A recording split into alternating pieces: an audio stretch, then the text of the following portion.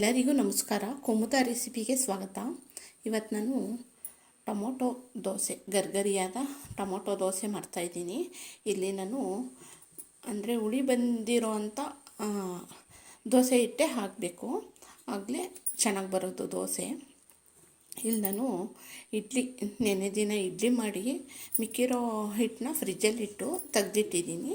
ಇದನ್ನು ಈಗ ನಾನು ಟೊಮೊಟೊ ದೋಸೆ ಮಾಡೋಣ ಅಂತ ಇಲ್ಲಿ ನಾನು ಚೆನ್ನಾಗಿ ಹಣ್ಣಾಗಿರುವಂಥ ಒಂದು ಟೊಮೊಟೊ ಇದನ್ನು ಕಟ್ ಮಾಡಿ ರುಬ್ಬೋದಕ್ಕೆ ಹಾಕ್ಕೊತೀನಿ.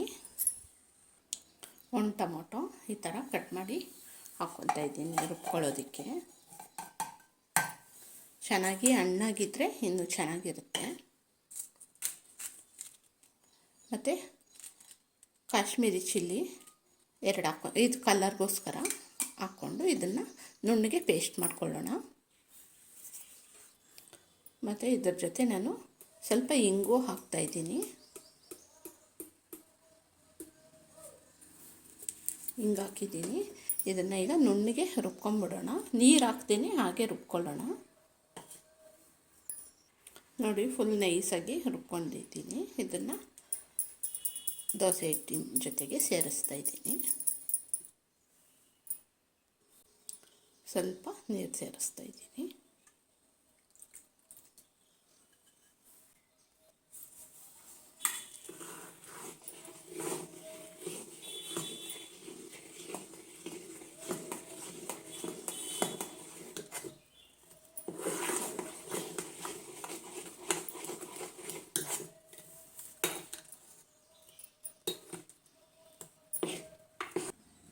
ಮತ್ತು ಇದರ ಜೊತೆ ನಾನು 2ರಿಂದ 3 ಸ್ಪೂನಷ್ಟು ಚಿರೋಟಿ ರವೆ ಹಾಕ್ತಾಯಿದ್ದೀನಿ. ದೋಸೆ ಚೆನ್ನಾಗಿ ಗರ್ಗರಿಯಾಗಿ ಬರುತ್ತೆ. ಮತ್ತು ಕಡಲೆ ಹಿಟ್ಟು 1 ಸ್ಪೂನಷ್ಟು ಹಾಕ್ತಾಯಿದ್ದೀನಿ. ಮತ್ತು ಇದರ ಜೊತೆ ಅಕ್ಕಿ ಹಿಟ್ಟು 1 ಸ್ಪೂನ್ ಹಾಕ್ತಾಯಿದ್ದೀನಿ. ಈಗ ಇದೆಲ್ಲ ಸೇರಿಸಿ ಚೆನ್ನಾಗಿ ಮಿಕ್ಸ್ ಮಾಡ್ಕೊಳ್ಳೋಣ. ತುಂಬ ಟೇಸ್ಟಾಗಿ ಮತ್ತು ಗರ್ಗರಿಯಾಗಿ ಚೆನ್ನಾಗಿ ಬರುತ್ತೆ ದೋಸೆ.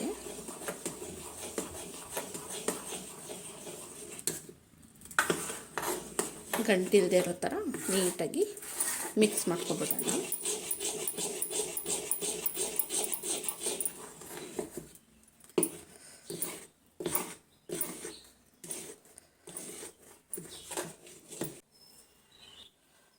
ಒಂದು 10 ನಿಮಿಷದ ಕಾಲ ಮುಚ್ಚಿ ಇಡೋಣ. ಅಷ್ಟರೊಳಗಡೆ ಚಟ್ನಿ ರೆಡಿ ಮಾಡ್ಕೊಳ್ಳೋಣ.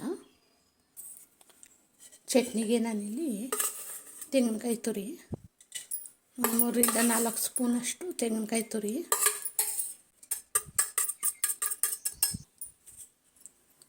ಮತ್ತು ಒಣಮೆಣಸಿನ್ಕಾಯಿ ಇಲ್ಲಿ, ಮತ್ತು ಇದು ಕಾಶ್ಮೀರಿ ಚಿಲ್ಲಿ, ಮತ್ತು ಖಾರಕ್ಕೆ ಗುಂಟೂರು ಚಿಲ್ಲಿ, ಸ್ವಲ್ಪ ಹುಣಸೆಹಣ್ಣು, ಹುರಿದಿಟ್ಕೊಂಡಿರುವಂಥ ಕಡಲೆಕಾಯಿ ಬೀಜ,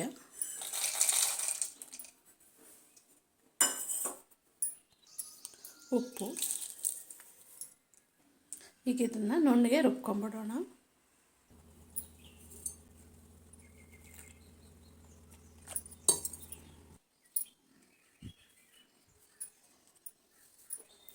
ಚಟ್ನಿ ರೆಡಿಯಾಗಿದೆ. ಇದಕ್ಕೆ ಒಗ್ಗರಣೆ ಮಾಡ್ಕೊಂಬಿಡೋಣ.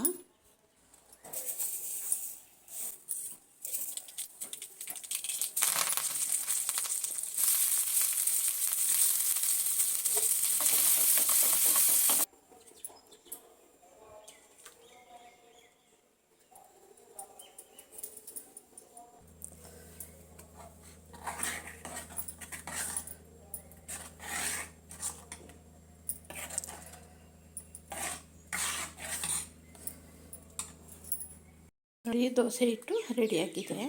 ನಾವು ರವೆ ಹಾಕಿದ್ವಲ್ಲ, ಅದು ಚೆನ್ನಾಗಿ ನೆಂದು ಸ್ವಲ್ಪ ಗಟ್ಟಿ ಬಂದಿದೆ.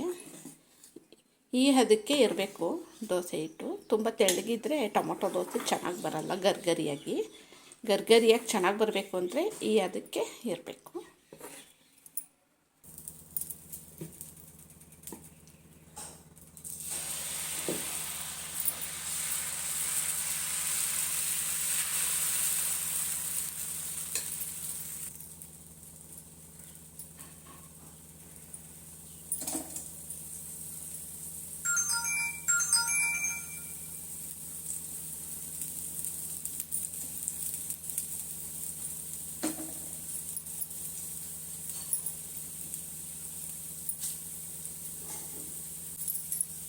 ಗರ್ಗರಿ ಆಗಬೇಕು ಅಂದರೆ ಈ ಥರ ತೆಳ್ಳಗೆ ಹಾಕ್ಕೊಂಡು ಎಣ್ಣೆ ಹಾಕ್ಕೊಂಡ್ರೆ ಗರ್ಗರಿಯಾಗಿ ಚೆನ್ನಾಗಿ ಬರುತ್ತೆ.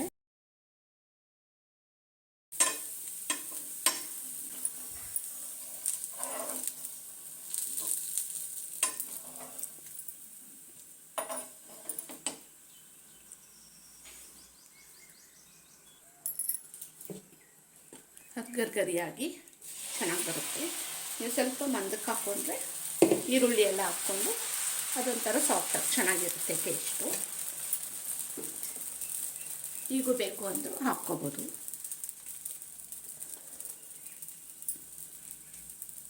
ಸ್ವಲ್ಪ ಈರುಳ್ಳಿ ಮತ್ತು ಕೊತ್ತಂಬರಿ ಸೊಪ್ಪು ಹಾಕ್ಕೊಂಡು ಬೇಯಿಸ್ಕೋಬೋದು.